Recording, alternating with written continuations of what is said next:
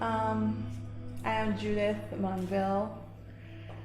I am married with two kids, and their names are Kayla Judith Monville and Kennedy Faith Monville. Kayla is 10, she's turning 11 in July, and Kennedy's 3, she turned 3 in March. Earlier I said that I have two kids, but I gave birth to three, and we lost one.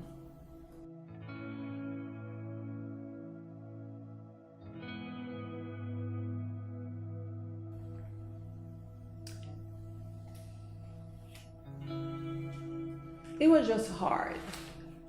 I will say that I blame myself. I blame my husband because the way it happened, it was on a Sunday. I don't think I went to church that day because I was just not feeling too well. I just stayed home. And towards the afternoon, around 3, 4 o'clock, I ate, and then after I finished eating, and I went to lay down. So then I felt some pain, abdominal pain, and I went to the bathroom thinking that it was just gas that I had. And I went to the bathroom trying to go, and nothing was coming out.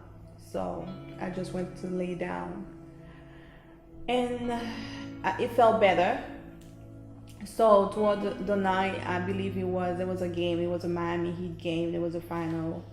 We were watching the game. I was in bed watching the game. Kayla was laying down next to me, and unfortunately, Miami lost that game that night.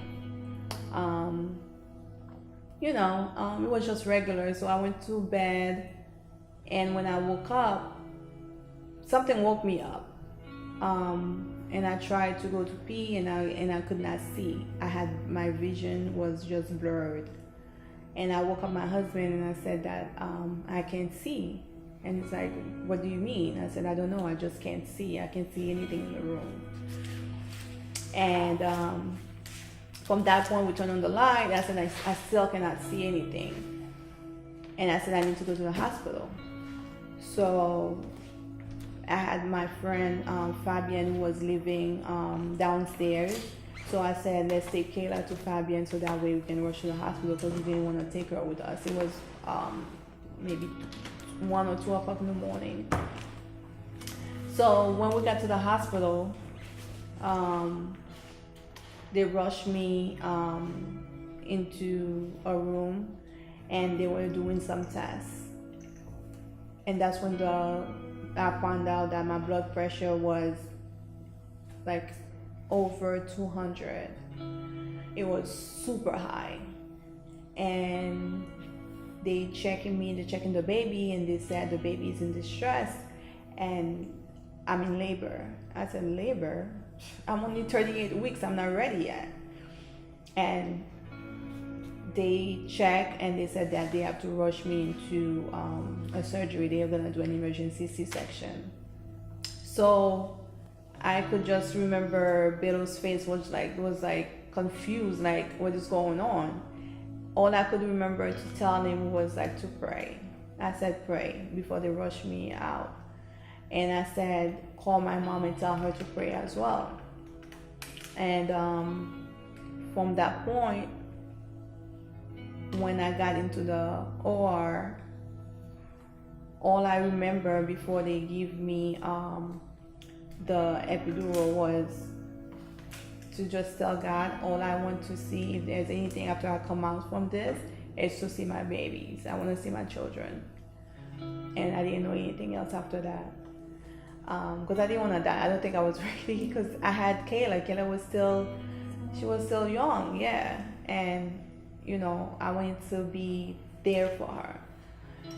And when I woke up, I still have blurred vision, and when they told me, I think I had people surrounding the room. I had my husband, my cousin Ronid, her husband Peter,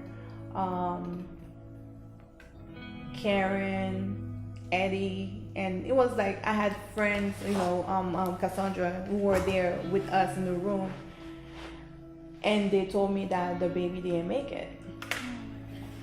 I all I remember, because I still couldn't see the people in the room, but I know I teared up, I cried, and I went back to sleep again. And when I woke, it felt like a dream. Like, is it really for real? You understand what I mean? So I just didn't know exactly what was going on. And when I woke up again, they asked me if I wanted to hold her. I tried, but I still couldn't see. I don't know what she looked like. I never saw her. But apparently she was born alive, but she just didn't make it because it was too much stress. That was basically it. So that was very devastating. But how did you overcome that? Prayer, my faith in God, they carried me through. Family, friends. I didn't understand it because why me? And I was blaming myself. I blamed my husband. I felt like he could have taken me to the hospital sooner. Even during the time when I had the abdominal pain, I felt like if I had gone to the hospital at that point, maybe I could have saved the baby.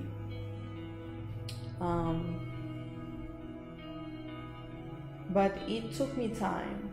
It took time to heal. It took time to process things, and I had people praying for me, praying with me. I had a lot of visitors coming to the house, encouraging me, letting me know that this is not the end. God will bless me again. And I was comforted by these people. I was comforted by knowing that I'm not alone. I have people with me. Would you say having that has made you stronger? Definitely. I felt like I went through this and I can overcome anything else that will come later on. Definitely. I do think that I'm stronger. I can help somebody else, who's going through the same thing. And I believe that you don't go through things for yourself, you go through them for others. So that way you can encourage them, you can share your story with them. And, it's just supporting one another. So, how would you say your relationship with your husband and your kids is like now, after such a traumatic loss that Stronger. We love each other more. We appreciate each other more. I love my children even more, and I hug them tightly. It's just a matter of having them with me. So it makes me feel that I am blessed to have them, and I'm thankful to be alive here today, just so that I can still see them waking up every morning, taking them to school, doing the daily activities that I do for them, caring for them. So it makes me appreciate life even more, and I celebrate everything, every accomplishment, everything that they do. Even when Kennedy she colors or she knows her numbers, she's able to tell me 1 to 5, I celebrate her, I applaud her, I encourage her. Especially Kennedy's my rainbow baby. She brings so much joy to our lives.